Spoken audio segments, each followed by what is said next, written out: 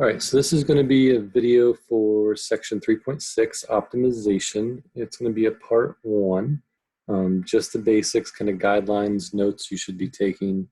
So that's what we're going to start off with. We're going to start off with some notes on optimization. So let me share my screen here. And we're going to start with this. So optimization, what is it?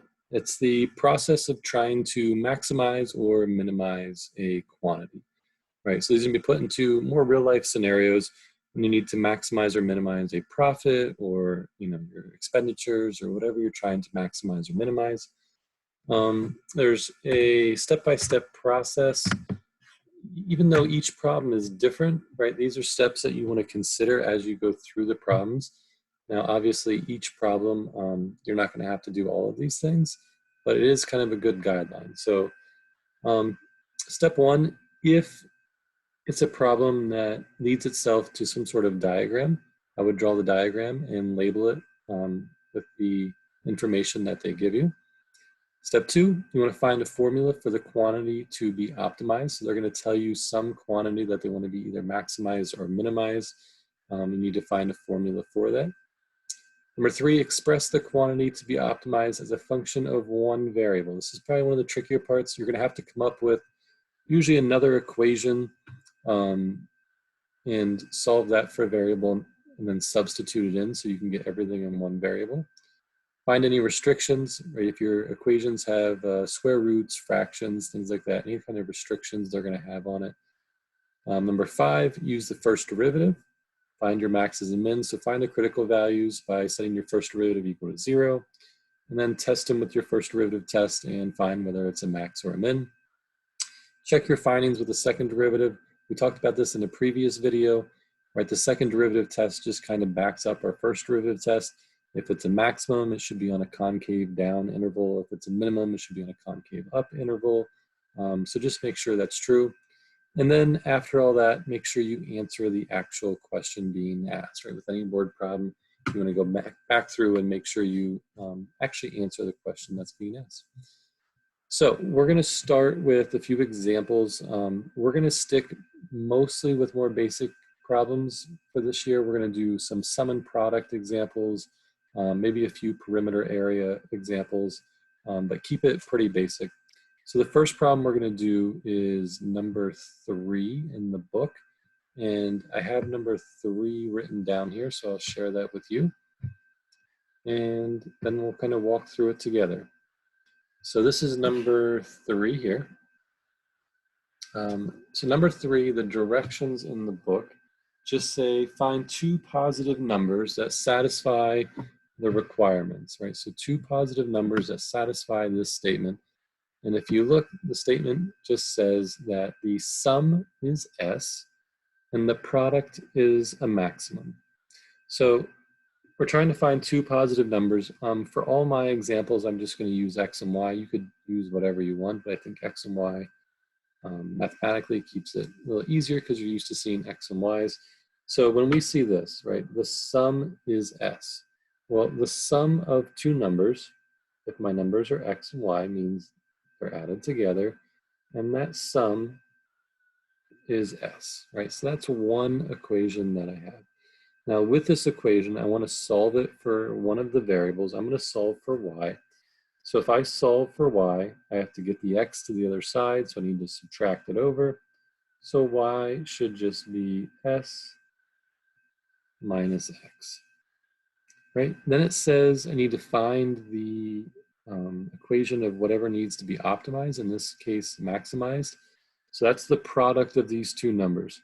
So the product of the 2 numbers, product means you multiply them, looks like this, right? Then we can go back to algebra, use our substitution, right? If this is what Y is equal to, I can substitute it in for Y. So I'm going to get P equals X times S minus X. If I simplify that a little bit, because remember, you're going to be taking the derivative. So if you can simplify it, definitely simplify it. So if I just distribute this through, I'm going to get Sx minus X squared. So that's going to be my function that I'm trying to optimize, and this, like I said, in this case, maximize. So if I take the derivative of p with respect to x is going to be dp dx, right? The derivative of p with respect to x. The derivative of sx, because s is just some value up here, some constant, is just going to be s. And the derivative of x squared is 2x. So then we need to take our first derivative. So we need to take that s minus 2x, set it equal to 0 to find critical values, right? So we can identify our max and mins. So if I want to solve for x, I'm going to subtract s, divide by -2, and x is going to be s over 2. Okay? Now, because that's our only critical value, right, it's going to be our maximum, that's going to be our maximized value. And in order to get the second number, because I need to find both numbers, I can come back here to this and just say y is equal to s minus x. We solve down here is s over 2. So 1s minus a half s is a half s as well. So my two numbers are s over 2 and s over 2, right? Whatever that sum is, if I can find those two values, that's going to maximize the number or maximize the product, right? Let's look at maybe one more. Let's look at number 4. So number 4 in the book says the product. So product is 185, and it says you want to make the sum a minimum. So a very similar question, just kind of reversed, right? So product is equal to xy, and it says the product is equal to 185, so x times y is 185. If I want to solve, let's just stick with y. We solved for y in the first one. Let's stick with y here. We'll divide the x over, and I'll get y is 185 over x. Now we want to make the sum a minimum. So x plus y is going to be my sum.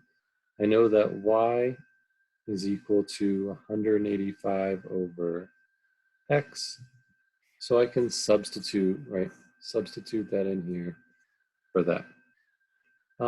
Then we can take the derivative. So the derivative of s is ds dx, right? The derivative of s with respect to x. The derivative of x is just 1. And the derivative of 185 over x is 185, negative 185 over x squared.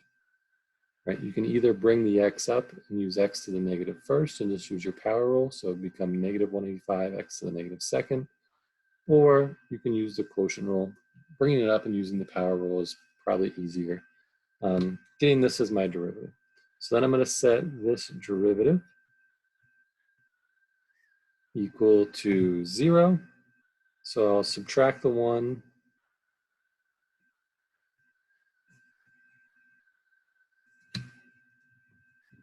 Move this up a little bit. So subtract 1 and then divide by a -1. We can cross multiply 2 from here. It doesn't really matter. We'll get negative x squared equals negative 185. So x squared equals 185. So x equals plus or minus the square root of 185. Now, if you remember when I read the directions, it said it wanted two positive numbers. So this negative, even though it's technically plus or minus, the negative will not be an option. So we're going to go with the positive square root of 185. If I plug that back in, y should be 185 over the square root of 185. And that is that. Right, you can rationalize it if you want, not mandatory. That would be the problem. So let's stop there for today. I'm going to give you some problems that are similar to this, but just make sure you take these down in your notes and take the steps down as well. So please like and subscribe, and I appreciate you watching, and we'll be back for maybe a part 2 with some more difficult problems with perimeter and area later on.